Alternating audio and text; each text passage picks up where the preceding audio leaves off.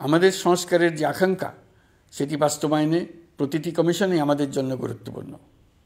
তবে নির্বাচন ব্যবস্থা সংস্কার ও সংবিধান সংস্কার কমিশনের কথা আমি একটু আলাদাভাবে বলতে চাই। কেননা এই দুটি কমিশনের সুপারিশের উপর প্রধানত নির্ভর করছে আমাদের আগামী নির্বাচন প্রস্তুতি ও তারিখ। এই প্রসঙ্গে বড় খবর হলো, প্রধান নির্বাচন কমিশনার সহ নির্বাচন কমিশন গঠন করা হয়ে গেছে। কমিশন দায়িত্ব গ্রহণ করেছে। এখন থেকে তাদের হাতে দায়িত্ব ন্যস্ত হলো ভবিষ্যৎ সরকার গঠন করার প্রক্রিয়া শুরু করার। তারা তাদের প্রস্তুতির কাজ শুরু করেছেন। তাদের হাতে অনেক কাজ। প্রথমে সবচেয়ে বড় কাজ ভোটার তালিকা হালনাগাদ করা। এটা এমনিতেই কঠিন কাজ। এখন কাজটা আরও কঠিন হলো এই জন্য যে গত 3টা নির্বাচনে ভোটারদের অংশগ্রহণ করার সুযোগ ছিল না। ভোটার তালিকা যাচাই করার সুযোগ হয়নি কারো। গত 15 বছরে যারা ভোটার হওয়ার যোগ্য হয়েছে তাদের সবার নাম ভোটার তালিকায় তোলা নিশ্চিত করতে হবে। এটা একটা বড় কাজ।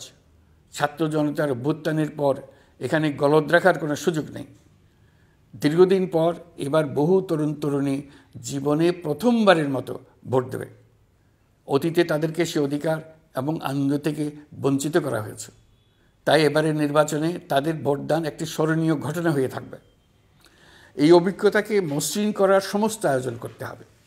আমার একান্ত ইচ্ছা এবারের নির্বাচনে প্রথমবারের তরুণ তরুণী ভোটাররা শতকরা 100 ভাগের কাছাকাছি সংখ্যায় ভোট দিয়ে একটি ঐতিহ্য সৃষ্টি করুক। নির্বাচন কমিশন এবং সকল সামাজিক প্রতিষ্ঠান ও রাজনৈতিক দলের প্রতি আমার আহ্বান, সবাই মিলে আমরা যেন ওই লক্ষ্য অর্জনে নানা প্রকার সৃজনশীল কর্মসূচি গ্রহণ করি। এখন থেকে সবাই মিলে এমন একটা ঐতিহ্য সৃষ্টি করি যেন স্থানীয় নির্বাচন সহ সকল নির্বাচনে সকল কেন্দ্রে প্রথমবারের ভোটাররা 100% কাছাকাছি সংখ্যায় ভোটদান নিশ্চিত করবে। এটা নিশ্চিত করতে পারলে ভবিষ্যতে কোনো সরকার মানুষের ভোটাধিকার কেড়ে নেবার সাহস করতে পারবে না।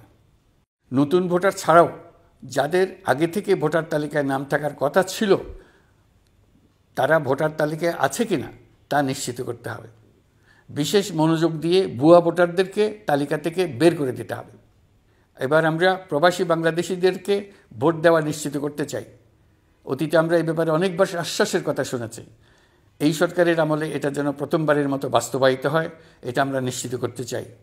এর জন্য একটা নির্ভরযোগ্য ব্যবস্থা করতে হবে। সব কিছুই সমসাপেক্ষ ব্যাপার। এর সঙ্গে যদি আমরা নির্বাচন প্রক্রিয়া আরও উন্নত করতে চাই, নির্বাচন সংস্কার কমিশনের সুপারিশমালা বাস্তবায়ন করতে চাই, তাহলে প্রয়োজনীয় সংস্কারের বিস্তৃতি ও গভীরতা অনুসারে নির্বাচন কমিশনকে সময় দিতে হবে। আমি সকল প্রধান সংস্কারগুলো সম্পন্ন করে নির্বাচন আয়োজন করার ব্যাপারে বরাবর আপনাদের কাছে আবেদন জানিয়ে এসেছি।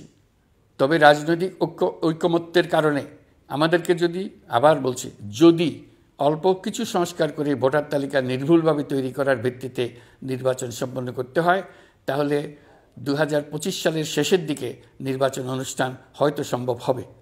আর যদি এর সঙ্গে নির্বাচন প্রক্রিয়া এবং নির্বাচন সংস্কার কমিশনের সুপারিশের পরিপ্রেক্ষিতে এবং জাতীয় ঐকমত্যের ভিত্তিতে প্রত্যাশিত মাত্রার সংস্কার যোগ করি, তাহলে অন্তত আরও 6 মাস অতিরিক্ত সময় লাগতে পারে।